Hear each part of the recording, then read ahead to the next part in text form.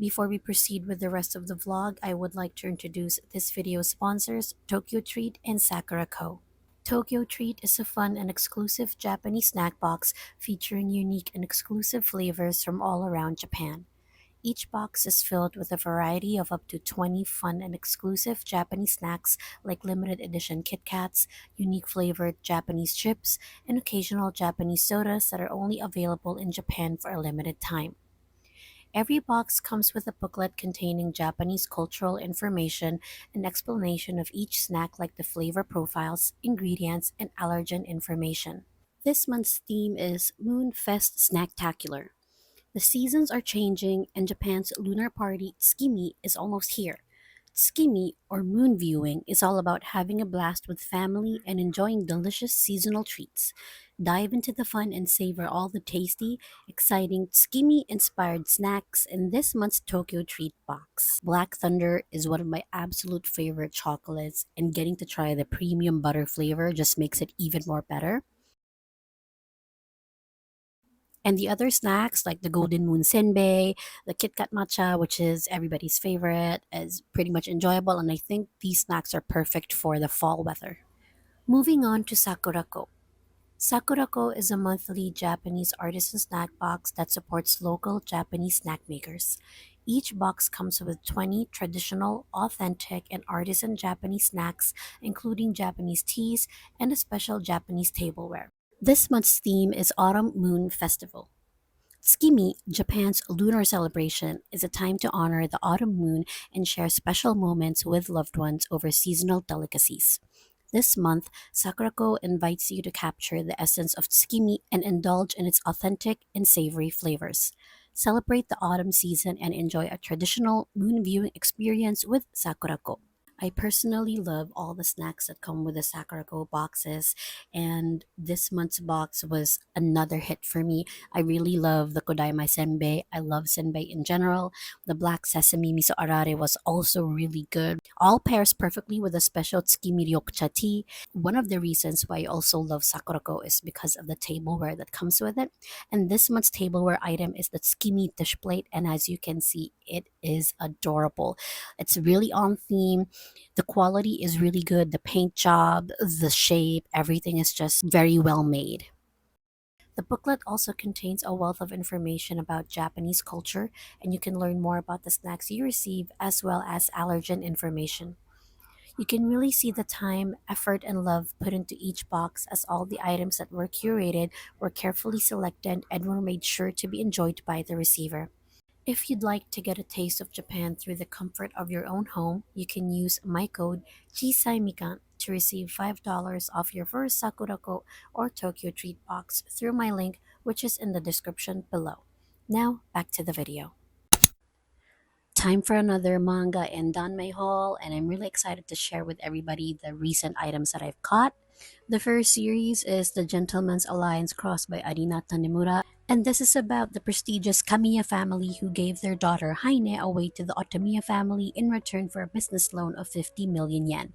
Haine is appointed to the student council of the exclusive Imperial Academy, a private school for the aristocracy, and even though Haine is of proper lineage to be on the council, she finds herself struggling to find her place among the many secrets of its elite members, including the president Shizumasa Togo, aka the Emperor.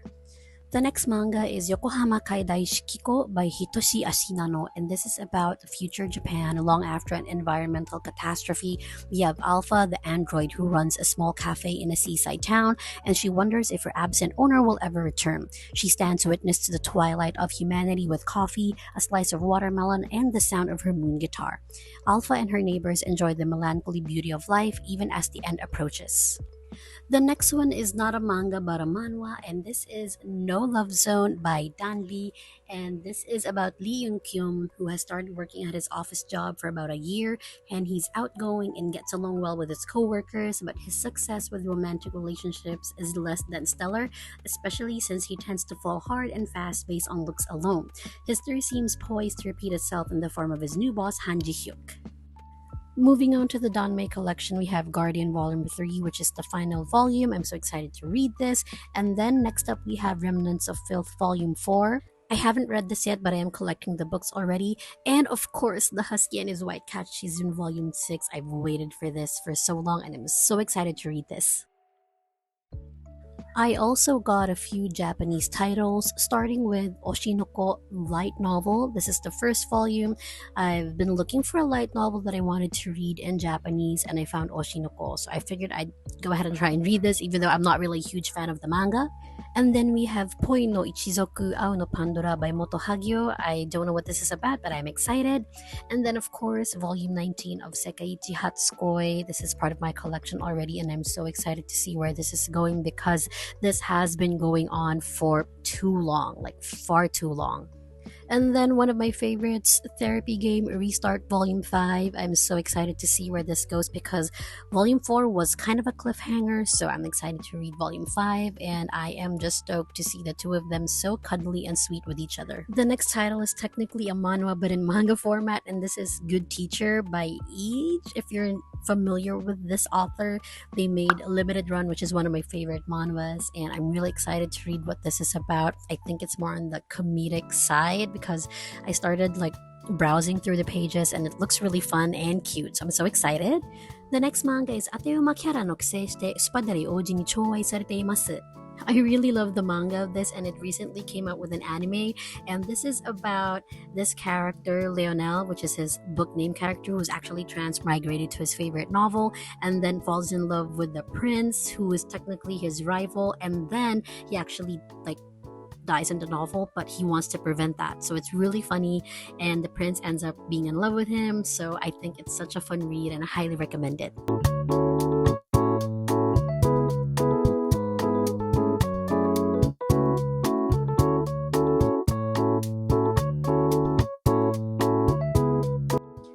I recently made this impulse buy and I got the Books Go Color 7, and I've been contemplating on buying this, but they didn't have it in white yet during that time, so I kind of held back. But now that they released the white version, I felt like I had to get it because I read a lot of manhwa outside of Kindle, and I feel like the Books Go Color 7 is perfect because this runs on Android 12 and it has Google Play Store, so I can download my Lesson app, Manta, Tappytoon, all those other apps, and I can also use my Kobo account in this device, and it's just super cute, and it has page turn buttons and comes with this free magnetic case. I read a lot of colored manhwas or mangas at night, and just reading on my iPad or my phone strains my eyes. So I wanted to get an e-reader that's colored but can also handle all those apps, so I got this one.